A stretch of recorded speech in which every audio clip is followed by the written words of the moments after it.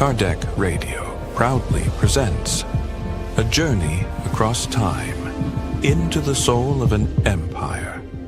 An audio drama inspired by the Spirit Emmanuel as revealed through the hands of the medium Chico Xavier.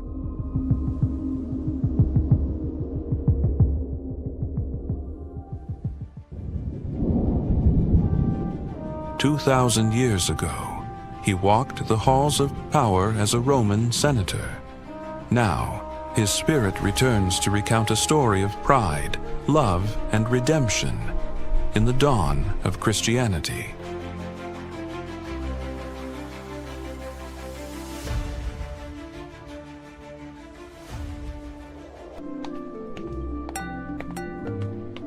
At the palace of Pontius Pilatus, a lavish reception is underway, a tribute to the esteemed Lentulus family, guests of honor in Jerusalem for a week.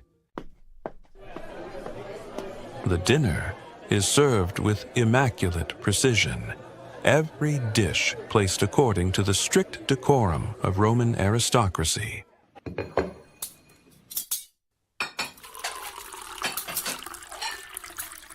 Slaves move like shadows between columns, some arranging dishes in perfect symmetry, others brushing away flies with bundles of fragrant myrtle, and still more, kneeling at the feet of the guests, wiping away the excesses of indulgence. At the head of the feast, Publius Lentulus and his wife Livia, Pilatus and Claudia, Salvius, Lentulus, and Fulvia. Names called out with ceremonial dignity by the master of ceremony. Today we are honored to have the presence of Publius Lentulus and his wife Livia, Pilate and Claudia, Salvius, Lentulus, and Fulvia. And as dancers swirl into motion, their footsteps light upon the marble floor, the revelry is briefly halted.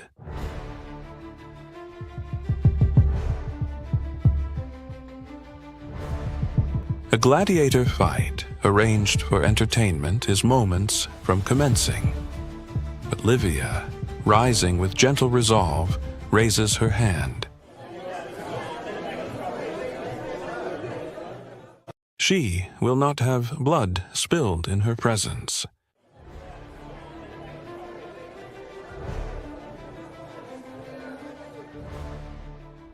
Senator Publius Lentulus, knowing how well your ancestors have served the empire as consuls and senators, it's a great pleasure to receive you and your family at our humble home. We are at your disposal to serve all your needs. Our entire staff are there to serve you. I did not expect to be so well received in Jerusalem. We thank you for this wonderful reception that reminds us of moments at the court in Rome. I heard of the unpleasant episode that occurred at your arrival. An unhappy incident. A young Hebrew threw a stone at our palanquin, and it hit Livia's face. You punished him with severity, I hope. Yes. The soldiers escorting us stopped and arrested him. I had him flogged on the spot as an example to others. You dealt with him correctly. The scene changes. Now, a dusty road near the gates of Jerusalem.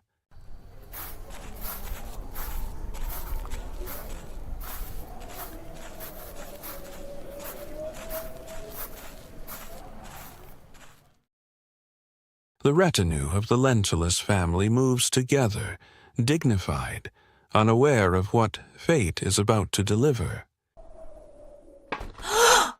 A stone cuts through the air, striking Livia's face. A cry of shock. The entourage stops in confusion and alarm.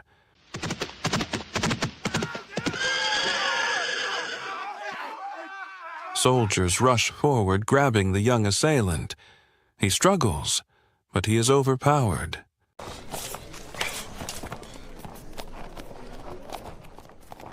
Livia presses her hand to her cheek. Blood glistens between her fingers.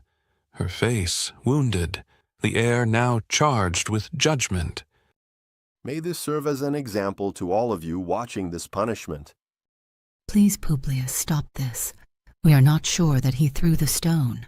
Flog him, no pity.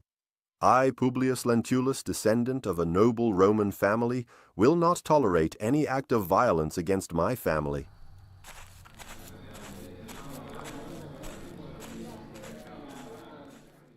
At the back of the stage, punishment begins.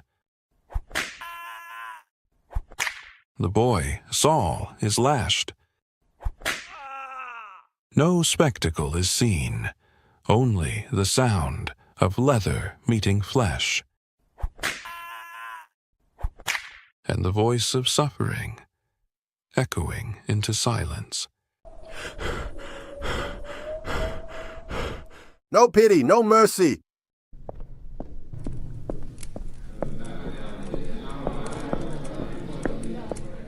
Within the walls of his private office, Senator Publius Lentulus reviews documents beneath the golden light of afternoon. The atmosphere is quiet, orderly, controlled.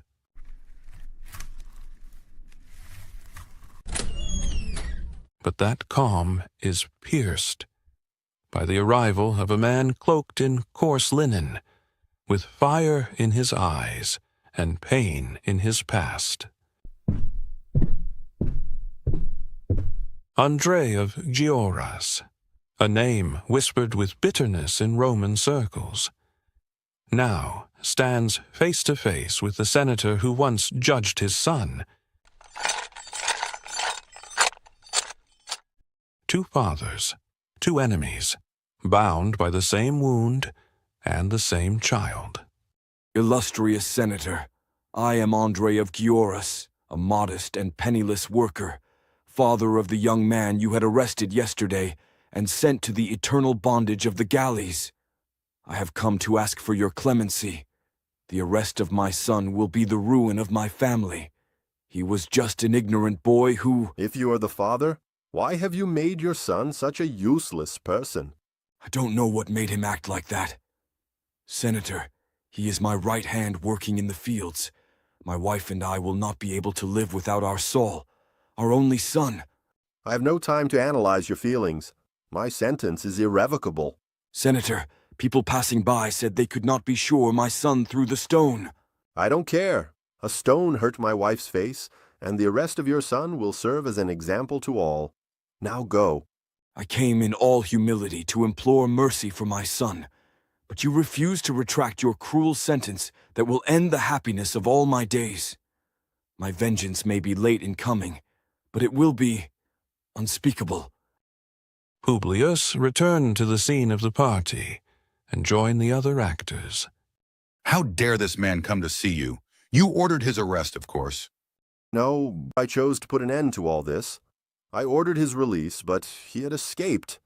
Escape from the galleys? Impossible. No one can escape from there. I am sure of it.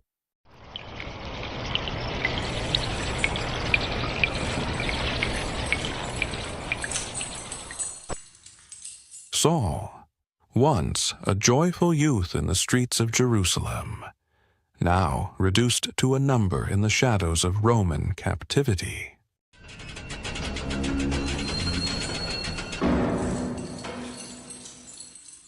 In the dark corners of the prisons, slave traders moved freely, seizing the young and the strong, tearing them from their homeland, selling them into lives not chosen.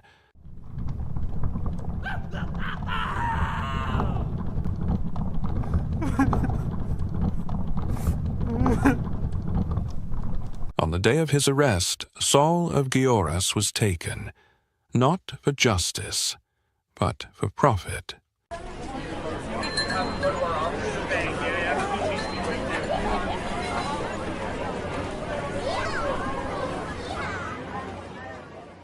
Now, Rome. Amid the clamor of its crowded streets, a slave trader bellows beneath the midday sun.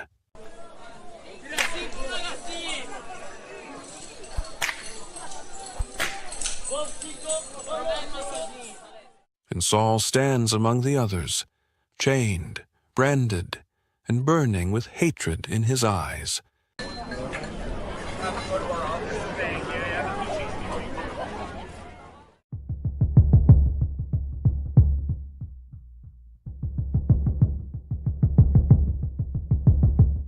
People of Rome, come closer. Look at this young man just arrived from Judea. What a beauty!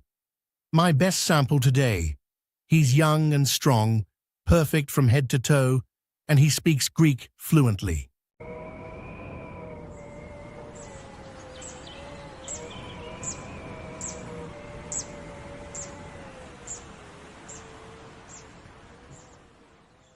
Elsewhere in Rome, in a sunlit corner of their villa, Flaminius Severus and his wife Calpurnia share a quiet moment.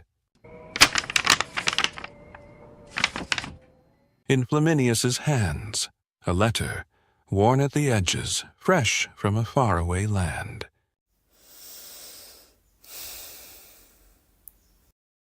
They speak of distant friends, of days long past, and the ones yet to come. A bond held not by proximity, but by memory and longing.